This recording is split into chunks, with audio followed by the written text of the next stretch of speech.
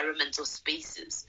You know, that's just my analysis when I look at the social lifestyle of people and how these things are sort of intertwined, so that we don't become suspicious, we don't ask questions, we don't see the source of the power in extreme fame, in extreme political power, in extreme business power. We don't see the source. So what you're saying right now, for me as a writer and a researcher, it's mind-blowing, because I see all these relationships online. You know, I see them. I see them when we go to restaurants. I see them when we're in public spaces, that how this person is so young, this one is so old, but their bond, there's something unique and different about their bond. And please get me, I'm not saying all of them. People have reasons why they have friends. It's not all of them.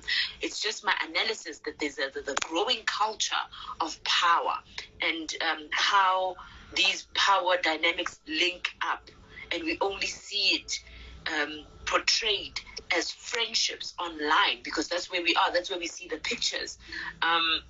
But what you're saying right now just freaks me out as a human being. And that was, and this is what is happening. This is the reality that we are faced with. You see top and influential people who are very close associated to cult leaders. I mean, you ask yourself a question where a person who's supposed to be a pastor who frequents traditional houses for spiritual consultation, and they don't have a problem with that because of they fall under one house. Remember the brotherhood. The brotherhood principle says in whatever space you are in, you should be able to embrace your own brother in the other space, because you might be a pastor in your space, but you are to associate with a traditional doctor who belongs into the brotherhood as well. So that association has something that is more stronger than what the eye can see. Okay. Okay. And I'm just reminded of something. In case of singers, you will find them even mentioning the name of these traditional doctors in their song. I mean, they will praise them so much. It is not a coincidence, but they know that they are praising for the work that has been done for them to get the fame. Yeah, because what I also, this is now a global issue where you see in music videos and movies the signs and the symbolisms, and us as young people, we just sing along to songs. You just sing, vulgate. Not that I'm saying vulgate there's any spiritual connotations, but I'm just saying, you sing along to songs, but you don't know what you're praising. You don't know what you're saying. You don't know what you're declaring. You don't know what that song means to the person who wrote it when they were worshiping whatever they were worshiping. That's true. You understand? So that's why I say we need to be more conscious. What do words mean? What are those affirmations? What are those symbolisms? The things that we see on our screens. What do those signs mean? Those numbers that are always repeated on people. The logos. What does that logo mean? What does it represent? Why are you so obsessed with this specific sign that you have to always repeat it in your practices, in your songs, in your speech, when you're delivering a speech? There's always these things that they say that sort of surpass people, and people don't notice because they've heard it so many times that they've become sort of numb to this thing, and they in their own private spaces they repeat these affirmations in songs and in music videos and movies without us realizing what was worshipped to create this big monster that you see as fame, as you see as popularity, as you see as power, as you see as a person who's got aura. It fascinates me and also scares me that our young people don't research, they don't listen properly, they don't engage, they don't ask questions, they receive, and store, to a point where somebody remembers lyrics subconsciously without hesitation, but they don't see the affirmation of cultism in those words, because we don't know the source of where these things come from all of a sudden, you know. I want to go back to the church now, because this is now your story, your testimony. I want to go back to that. Your church is growing now. This is months down the line. You have attracted what you've attracted. In terms of material things, what are the things that you got out of the cult itself?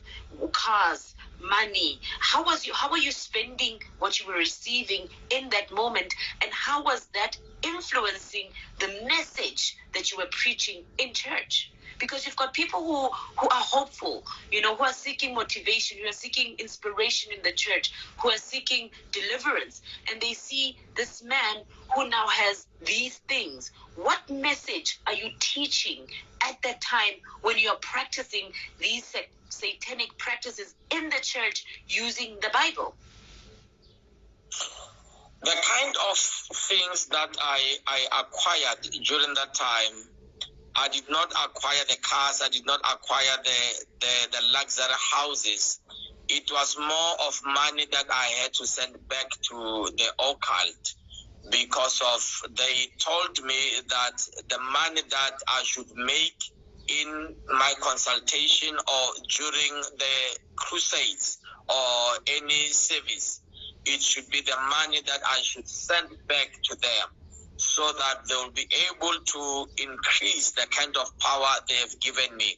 Remember, once you go there, they give you a high amount that you are able to, that you should pay, and you will go out promising them that you will pay that huge amount by installment. So once you start seeing things happening, you should take all the little money that you have, you send it back to them before you can start making money for yourself. So in that state, I was still beginning and sending money to them, and also moving to other countries, searching for more power. But now, you speaking of repayments, commission-based payments, borderline money laundering in the church, because you're getting money from whatever source, right? Moving it to a different country to gain your power. Is that what you're saying? Yes. I will get money from wherever source that I will acquire money from, and I will send money as a gift. By that time, it was not more of money laundering. It was more of a continuous gift that one has to give to the house that was situated in Nigeria, the occultic house. Okay. I'm getting there. I'm getting to understand. Please bear with me. I'm processing. Man. What are the miracles were you performing in the church to make people believe that Christ was in their presence? It depends with the situation or what was the problem of a person. If a person comes and say, I can't sleep at night, I'm being troubled, I feel things that are moving in the house, you will give them something like water that has been mixed with some muti to drink, and that water will make the person to see things, to hallucinate, to see spirits moving in the house, to see whatever unimaginable figures, and they come back to you and say, after you have given me this water, this is what happened to me. So you use their response and their results as a way to explain to them that there is a form of witchcraft practice that is following them. So you show them one slide of a miracle or something that puzzles them, and you use that as a way to show and prove to them that they've been followed by a witchcraft. In other instance, we will go to people's house and we will dig out there, and we dig things out and say, this head that you see or these bones that you see, they are the ones that are slower in your success. They are the ones that are bewitching you. While those are the things that we brought along to dig them out from a person's house. Okay, hold on. So a person says, I'm going through a situation, and you as a pastor say, okay, let's go to your house to go pray for you and check what's going on with the environment. But you bring along things, physical things, that you hide somewhere and then put in the yard and pretend as if they were there all along to create the illusion of help and to create the illusion of they were sick in the first place. They were put there by other people or other spirits. And you pretend as if you just took them out and they are healed or they are healing. Is that what you're saying? Yes, that's correct. We will come with, it can be money that is wrapped with some scary things. We will take those things and we'll just put it somewhere in the house. And we say, let us pray. We pray. And we don't take it the same day. I mean, you put it somewhere, maybe where clothes are in the wardrobe. You know, when you pray and the pastor goes room to room, you just allow the pastor to move room to room praying. Then you insert whatever object that you came with, a very scary one, you just put it anywhere. Then you leave, you go home, and you tell them to watch this week. God is going to show you a miracle. During the week, one will go to that drawer, which they don't normally use, trying to get that shirt. As he pulls the shirt, and that object will come out. And guess what? They will all scream and shout and say, Pastor, come and see what has happened. And we show them and say, this is nothing. There is more that is happening in this house. You need to get another oil. And you take them from one level of buying the oil to the most expensive oil that they need to get. Yeah. And I just want to remind people who are watching this conversation that, remember, this is a spiritual warfare. And it's a psychological warfare. You know, they're playing mind games with you to make you believe that they can create the impossible for you. And it's not even traditional healers now. He's a pastor speaking from a prophetic experience. You know, you might not go seek a sangoma, but here you are seeking a pastor.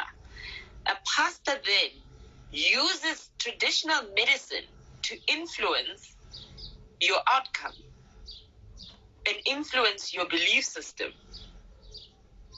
And he puts things in your yard when you're not even watching.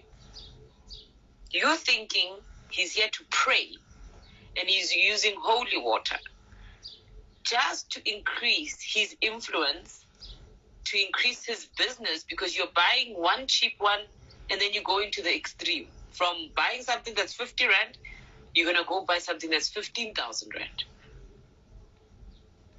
That's correct. Yo, man. Okay, let's move on. So these things are happening, right? You're still married at this time. What does your wife say? Because we see wives, they go to church with the pastor, everything looks perfect. You know, we respect them, we love them. When the pastor's not there, we go to them. We worship them equally. We give them the same respect. Where is your wife in all of this when you are doing these things in the church, outside of the church, in people's homes, Where is your wife? Does she have any knowledge of what's going on at this present time? And what's her involvement in this? Every time when I have to respond about the presence of my wife during that time up until now, I thank God for marrying a kind of a woman I did. Number one, she was never involved in those things. She did not understand what I was doing, and I tried to convince her by telling her that this was just a prophetic move. Remember, we got married as a pastor. I was a pastor, but now I had changed from being a pastor into becoming a prophet. So I tried to explain to her very hard and said, this is a prophetic move. And this is what made us not to gel together. This is what brought a lot of family disputes between me and her, because spiritually we could not click, but she continued to pray. She was there praying and trusting the living God. And I remember the other time when I started doing the one-on-one in our houses. You can imagine people coming to take a spiritual bath, using the same bath where the family is supposed to use it, just because of I've decided to take this road. So she has been there for me, praying, and I did not involve her in all these things. Okay, I'm glad you spoke about spiritual baths. You are a pastor. Why are you giving people spiritual baths at your house? How does that work? The purpose of the spiritual bath, it came from a perspective where you advise somebody who is looking for luck. They want to get a job. They want to get business tender. So you tell them that the only way for them to go and win what they are looking for, it is when they take a bath. But the main purpose for them to take a bath, it was that the water that they use there in the bath and all the concoction that I will mix there in that bath will make them to keep on coming for more consultation in my house. How much was a consultation? It was 100 rand. And the oils, how much were the oils? And were there other things that you were selling except oils?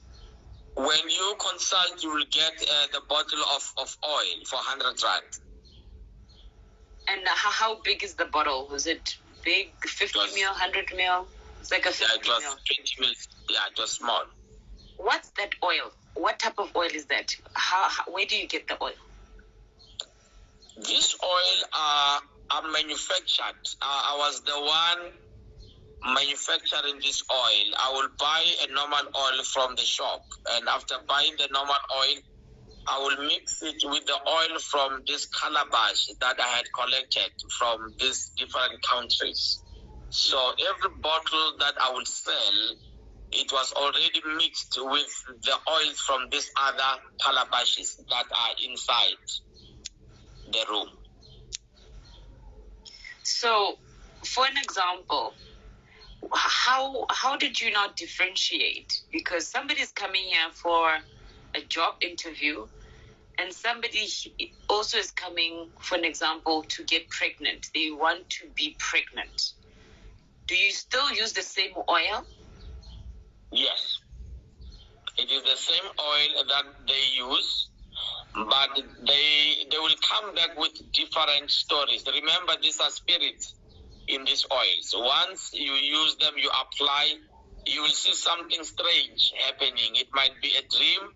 It might be that long-lost partner who begins to call you. So once they start to see those signs, they come back and give a testimony. My phone says it's critical. The battery is low.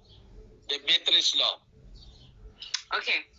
Do you want to charge and come back, or do you want us to resume tomorrow rather?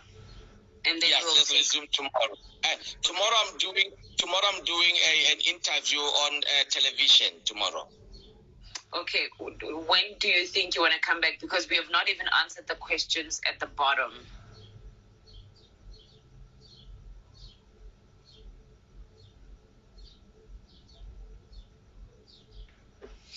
Okay, guys, I think his line is gonna,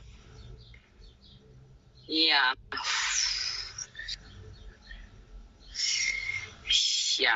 Oh my God. I think his phone just died. But we will try to resume the conversation during the week because there's so much